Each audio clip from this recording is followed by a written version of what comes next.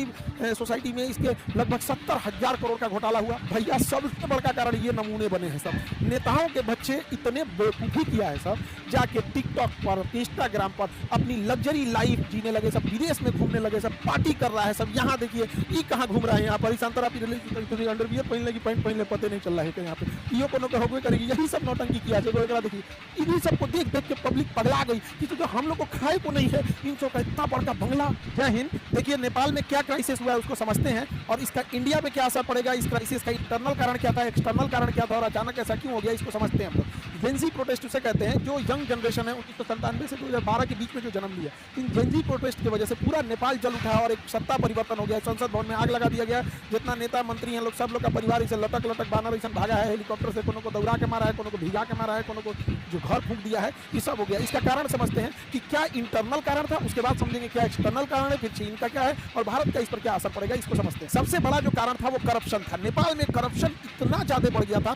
जिसका कोई हद नहीं। करप्शन को रोकना मुश्किल था, हर डिपार्टमेंट करप्ट हो चुका था। चाइना के सहयोग से जो एयरपोर्ट बन रहा था उसमें 1400 करोड़ का घोटाला हो गया। ललिता निवास में घोटाला हुआ, गिरी बंधु में हो गया 54,000 करोड़ का घोटाला हुआ, और ओरिएंटल में हो गया 13,000 करोड़ का घोटाला। कोऑपरेटिव सोसाइटी में इसके लगभग 70,000 करोड़ का घोटाला हुआ।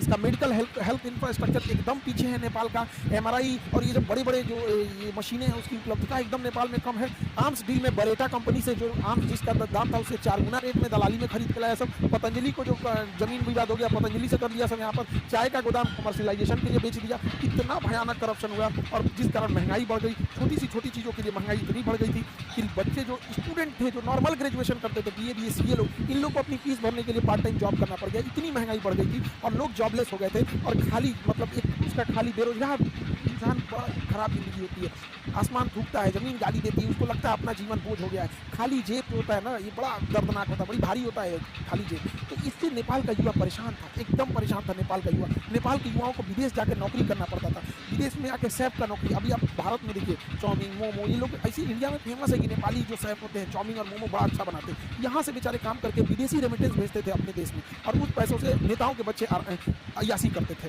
तो नेपाल की जो यंग जनरेशन थी, सोचिए कितनी मुसीबत में होगी कि युद्ध के दौरान वो लोग यूक्रेन से लड़ने के लिए रसिया में भर्ती हो गए, और रूस ने उन्हें 20-25 दिन की ट्रेनिंग दिया, हथियार थमा के भेज दिया यूक्रेन से लड़ने के लिए, और वहाँ वो लोग शहीद हो गए हैं। उनका घर परिवार उजड़ गया। इतना भयानक वहाँ बेरोजगारी का आलम था। अब इनमें होता क्या है, वहाँ पे जैसे 2008 में राजतंत्र, राजा को हटा के लोकतंत्र जब बना था, तो यहाँ कुछ ही पार्टियों का दबदबा था। नेपाली कम्युनिस्ट पार्टी हो गया, नेपाली कांग्रेस हो गया, यहाँ पे जनता संवादी पार्टी हो गया, इंडिपेंडेंट हो गया, सब ये कई थे सब यहाँ पे। लेकिन ये 3 लोगों देखिए ये अदला बदली करते रहते थे सब। पहले ओली बना 18 में, फिर